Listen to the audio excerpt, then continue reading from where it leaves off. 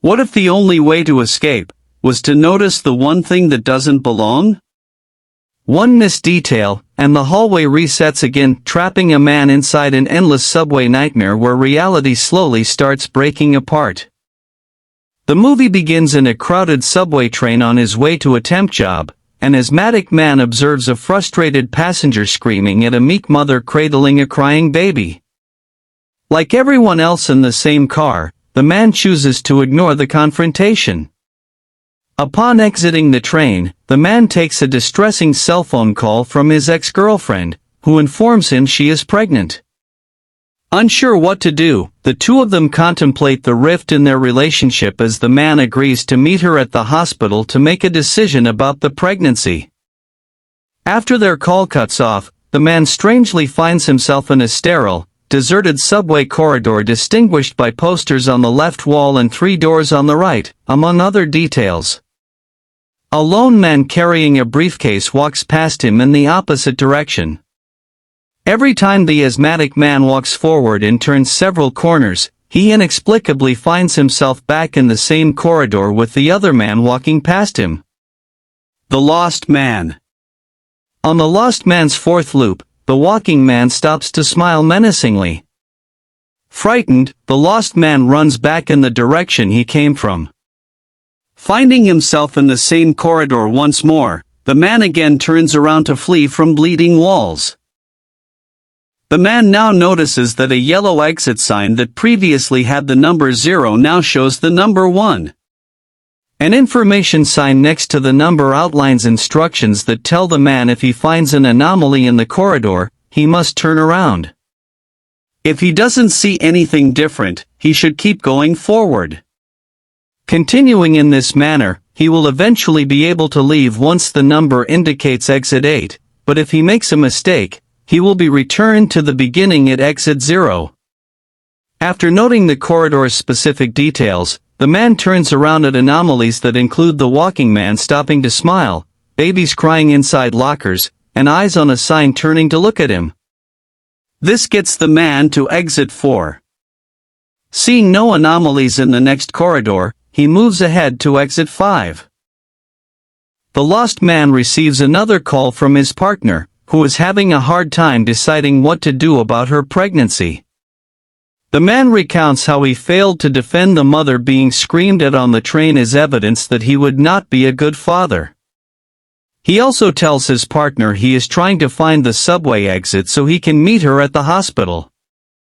The man continues forward only to discover the loop reset at exit 0. The man wonders if the call was an anomaly he missed. The man vomits and collapses in the next corridor, whose color turns a sickly yellow.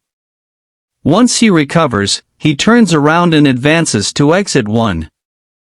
Here, the man encounters a silent boy instead of the walking man. Having never seen the boy before, the man turns around, but returns to exit 0, indicating the boy wasn't an anomaly after all. The boy leads the man into the next hallway. The walking man. The perspective changes to the walking man's experience navigating the same tunnel. Bringing the silent boy with him, the walking man encounters a high school girl making the same loop he makes for the lost man. The girl stops to speak with the walking man in exit 5. The girl proposes they may be lost in purgatory as she questions if the man feels guilty about something. Recognizing the girl as an anomaly as her behavior becomes increasingly bizarre, the man turns around with the boy and makes it to exit 6. Not noticing anything amiss in the next corridor, the man and boy advance, but return to exit 0. The man expresses frustration because he was on his way to meet his son, and he now fears he will never get there. After reuniting with the boy, the man makes it to a staircase leading up with a sign that says exit 8. Pulling on the man's hand, the boy refuses to go up the stairs. Repeating the words, "I'm not guilty," the man ascends the stairs and vanishes. The boy turns around and encounters the walking man back in exit 1. Fleeing from the walking man, the boy encounters the lost man. The boy points at the walking man, whom the lost man identifies as a monster who isn't human anymore. The boy. The lost man and the boy reset at exit 0. Thinking he sees an anomaly in one of the posters, the man moves to go backward. However, he instead decides to follow the boy forward and they advance to exit 1. Turning around after noticing a door with its knob in the wrong place advances the two of them to exit 2. In this corridor, the lights go out as rat creatures with human features scurry all over the hallway, spurring the man and boy to go backward again. In exit 3, the duo encounters a vision of a woman that the boy identifies as his mother, but the man recognizes as his pregnant partner. The man stops the boy from running to her. The boy collapses in the man's arms. After turning around and carrying him to exit 4, the boy confesses to the man that he became lost after running away from his mother. He adds that he never met his father. The lost man sympathizes. In the next hallway, the boy notices that the number is upside down and the sign pointing toward exit 8. Turning around advances the man and the boy to exit 5. One of the doors in the right wall mysteriously opens. Peering across the darkness inside, the man sees himself aboard the train from earlier, ignoring the situation with the crying baby. Turning around again advances the man and boy to exit 6. The man pauses to ask the boy what he wants to do when they get out. The boy says he wants to eat pizza. He then presents the lost man with a seashell from his pocket as a token of good luck. A loud siren goes off just before rushing water fills the corridor. The man and boy are both lost in the flood. The man suddenly finds himself on a beach with his partner and the boy, who calls the man Dad. The man and his partner discuss him being a father.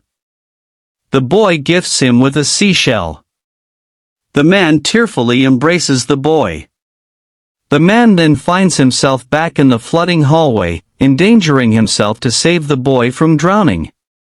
Once the boy is safe, rushing water sweeps away the man. After the water recedes, the boy recovers in a corridor littered with debris.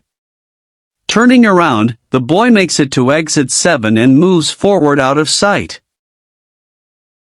The lost man enters the same corridor. Not seeing any anomalies, the man goes forward and finally arrives at exit 8, which is a staircase leading down. He pauses to turn over the seashell in his hand.